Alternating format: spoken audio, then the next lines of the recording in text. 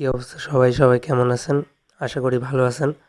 তো আজকের ভিডিওতে আমি আপনাদের দেখাবো যে এই টাইপের ইমেজ কিভাবে মোবাইল দিয়ে আপনার অ্যান্ড্রয়েড ফোন দিয়ে এডিটিং করবেন।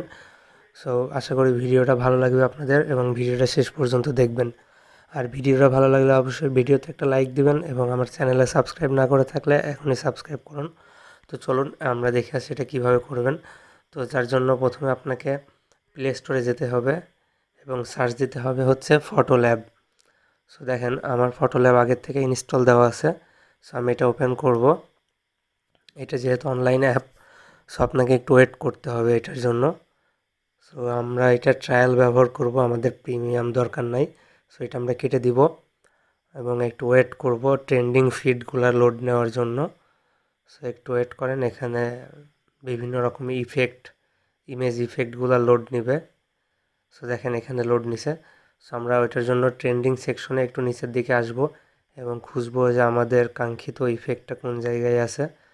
সো একটু নিচে আসি, দেখেন এটা হচ্ছে আমাদের ইফেক্ট। আমরা ঠিক এইরকম একটা এডিট করব। সো এটাতে ক্লিক দেওয়ার পরে নিচের দিকে হচ্ছে আপনার গ্যালারির থেকে ফটোগুলো চলে আসবে। সো আপনি এখান থেকে আপনার পছন্দ মতন ফটোটা সিলেক্ট করে নেবেন।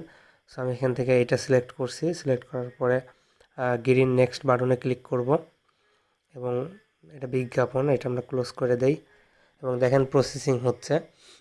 সো 3টা প্রসেসিং হওয়া পর্যন্ত আপনাকে ওয়েট করতে হবে। সো এটা আপনার নেট স্পিডের উপরে ডিপেন্ড করতেছে, খুব বেশি সময় লাগবে না, তবে নেট স্পিড স্লো হলে অবশ্যই সময় লাগবে। তবে এটা মানে ইন্টারনেট কানেকশন বাদে কিন্তু করা যাবে না। সো দেখেন আমাদের ফটো কিন্তু অলমোস্ট রেডি, অলমোস্ট বলতে রেডি, জাস্ট সেভ করলে গ্যালারিতে চলে আসবে।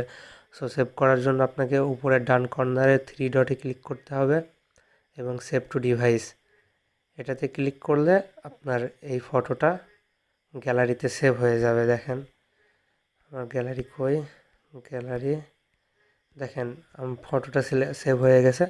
সো এটাই আসলে ফটো ল্যাব দিয়ে অনেক সহজে আপনি ইউজ করতে পারবেন।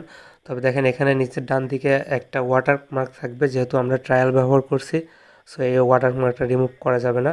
সো এটার জন্য আপনাকে পেইড ফটো ল্যাব ব্যবহার করতে হবে। সো আপনি চাইলে গুগল থেকে ক্র্যাক ডাউনলোড করেও কাজ করতে পারেন। আমি এটা রিকমেন্ড করব না, কারণ আপনার ফোনের ক্ষতি হইতে পারে, বিভিন্ন প্রাইভেসি মানে ইস্যু থাকতে পারে। সো যার কারণে পারলে পেইড ব্যবহার করবেন, না পারলে ফ্রিতেই সন্তুষ্টি। সো আশা করি ভিডিওটা আপনাদের ভালো লাগছে। ভিডিওটা ভালো লাগলে অবশ্যই ভিডিওতে লাইক দেন আর চ্যানেলে সাবস্ক্রাইব না করে থাকলে এখনই সাবস্ক্রাইব করুন। আর যদি এই টিউটোরিয়াল নিয়ে কোনো কিছু জানার থাকে, কোনো সমস্যা ফেস করেন, অবশ্যই ভিডিও নিচে কমেন্ট করুন। ততক্ষণ আল্লাহ হাফেজ।